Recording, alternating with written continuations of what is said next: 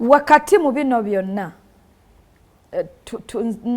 ndi munnamawulire naye bwe mba ku TV kuno nja kubeera wakati ngeno side njibuuliza neno side bwe kiba kisobose njikole njibuulize. Ndabyeko abaami abo nga bagamba nti Spice alinga alina abantu baawa okumuyambako okulwana olutalo luno, naye naffe tulabyeko abali ku side yaabwe, tugambe ku side ya Jenkins, tulowooze nti naye alina be yawadde. Oba ntegeerekese? Mpulira. Owulira naye ntegeerekese. Kubanga Spice akolera abantu.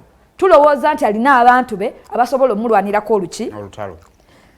Ne Jenkins akolera abantu. Tusuubira nti alina abantu abasobola omukola ki? Omulwanirako olutalo. Kakati bwe banga ba Jenkins bagamba nti Spice alina baasasula, tulowooze nti nabo balina be basasula balwanirako. Bakulu. Nyabo. Okusaba kwammwe kuddiddwamu. Mugeye okutibya Ssaabasajja Kabaka.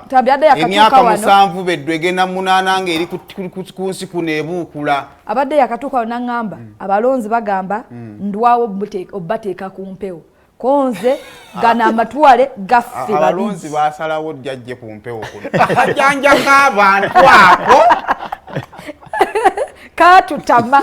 Saimo ne Florence ekisookera ddala nyongera okwebaza BBS Terefayina ku lunaku olw'omukaaga we twajja wano nayogera ku nsonga ey'omundeeba eya munnamagye Hassan Kimbowa eyali azibye ekkubo nakati ng'akyalizibye naye twaviira wano ensonga zaali zimaze okutuuka mu bakulu era CMI yampandiikira, State House yampandiikira ng'eyagala okuba ng'endaba ne neŋŋamba engeri gye nayogera wano ku BBS nti saagala kulaba mukulu nja sindika omuyambi wange. Era ku lunaku olwokusatu ssebo Ntambi genda ku mulamu ensonga ezo eza omukulu Brigadier Hassan Kimbowa ez'oluguudo lw'omundeeba oluva ku Ring Road zigenda kuba zituulwamu ng'ekiwundu tekinnasamba ddagala. Amina essebo. Yesebo. Kakati mukama wange ku nsonga ya Spice Diana ne Jenkins ne team ye, I think as a broader discussion weyina okubeera Sandi yagadde to discussing the minors ne twerabire the majors. The minors byebiriwa number plate ebyo biki ebyo and we manzizeyo ku bigambo bya Jenkins Mukasa because byebireetedde ebyo nabyo nateyagamba nti no mkyala emotoka siye naye yali abuusabuusa oba yafuna information nti emotoka yamugulibwa omuntu omu nga balina ensonga zaabwe ndowooza wekyaviiraawo naye nakyo nakyo kiri minor kyeŋŋamba tikiri minor sibe tulina okubeera nga tudiscussinga abantu bagulira abantu baabwe emmotoka. Ereba yiyo. Yes, erebeera yiyo. Kyobala nti mu luno olutalo ndaba nga minors abantu zibali mu kudiscussinga ennyo ne beerabira the majors. The majors eziriwa. The majors tulina okukkiriziganya ffenna nti okukuubagana wakati wa fraternities ez'enjawulo okubeerawo. Okukuubagana wakati w'abamawulire n'abayimbi kubaddewo lubeerera era mu industries zonna kubanga omulimu gw'owamawulire ebiseera ebisinga ng'ogendedde ku byakusomesebwa kwe kuleetera abantu bwino nga waali naddala nga mazima ate ng'oli feya ng'obalansinga naye ekikulu kya byonna ge mazima katulina okuddayo kemabega mu lufungo lwaffe ne tugamba nti Jenkins ebigambo ebimwogerwako ebireetera Spice Diana okukola vidiyo eyali ey'obulabe ennyo nga vvoola biriwo ebyali ebyamazima biriwo ebitali byamazima. Ekyokubiri omulimu guno ogw'amawulire era obadde oyogerako ku kya ssente zino nti obadde obuuza nti Spice Diana wabanga alina baaguze okumukubira ekikopo, is it the same ne ku side ya Jenkins? I think tekirina buzibu ng'omuntu yenna yina nga brand yo ya Spice Diana ng'oli artist olina okubeera ng'oli well equipped ne PR mu times bwe ziti era sisobola kubeera nga nkinenyeza management ya Spice ne manager Roger okubanga baafuna abantu abagenda ku timu yabo okubanga babakubira ekikopo.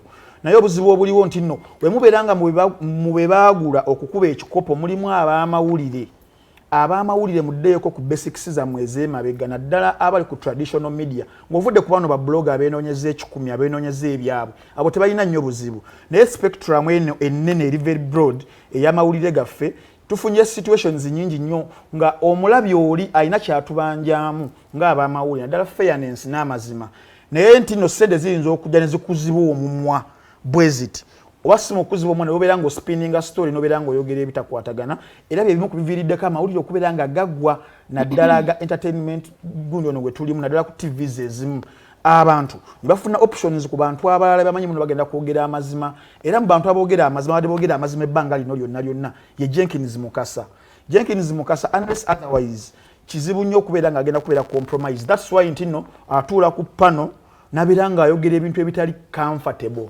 and sometimes osobola okwogera ebintu ebitali comfortable naye nga bye bituufu. Situation ya Spice Diana, yes tulaba ebimu tebyali comfortable Spice Diana era byamunyiiza naye ye abyogerako because ye brand gya buildings gyazimbye. On the other hand nga mulimu abalala nga wabafunye omuga tagenda kubeera nga abulira abantu mazima naddala audience ekibeera very very unfair. Ekyokubiri tulina okukikkiriza nti no abayimbi mwena na buli muntu ali mu public domain eno katubere ffe abali eno ab'amawulire olunaku lwokeera n'ogamba nti Florence ngenda kubeera film actress mu aromatic, Florence ngenda kubeera TV presenter, Florence kirizo bagaana bantu bangi abakulaba mu kukulaba bantu bangi abatakwagala ate nga bayinza okubeera nga ne percentage probably yesinga because ye nature yensi mwe tutambulira which means bagenda kukwogerako mu kukwogerako ebiseera ebisinga nga 90% kaba kalebule bwe kabeera nga ke kalebule Florence kirizo bagaana togenda kubeera nga okasukira buli azze obeere nga ogenda kubeera nga omukuba oba kitegeera kiba kisingako nnyo n'obeera nga osigala ku mulimu ogugwo obeera actress obeere nga gwe actinga whereby ba haters bo ne ba naysayers gwe obakubisa success. Omu ku bayimbi abadde akimasterinze balinga abayimbi basatu e Uganda wano Shiba Karungi, Edirisa Musuuza, Gravity Wabuyu abo abasatu ntino baboogeddeko ebintu bingi nnyo ebituufu n'ebitali bituufu naye basinze kwagala kubeera nga bakuba muziki oba kitegeera. On the other hand Spice Diana, I don't think tulina okwetaaga buno obuziga buno obw'ekirogo obwo. You don't have to whine to be a cry baby. Mami onanchunye, daddy onanchunye. Nojja, you just sing kuba music because the sawa zino instead of okutoa oluyimba nga lukuba Jenkins Mukasa outagenda kusala wadde okuva mu gate yo. How about ng'okubya ennyimba ezigenda okubanga zigoba Zuchu we Tanzania? How about music ngagenda kuba Ira Stock we Nigeria? Katono nnyo. Yeah. Sebo wanabbi wabujjawa obulaba oluyimba olunaafuluma gate. Tuli mu nnaku nnya kati saawa zino. Yes sebo. Njagala mbuze ku producer wange ali wano baalumanyi. Mukama wange olumanyi anyenyeza omuntu. Ono alina ebizibu.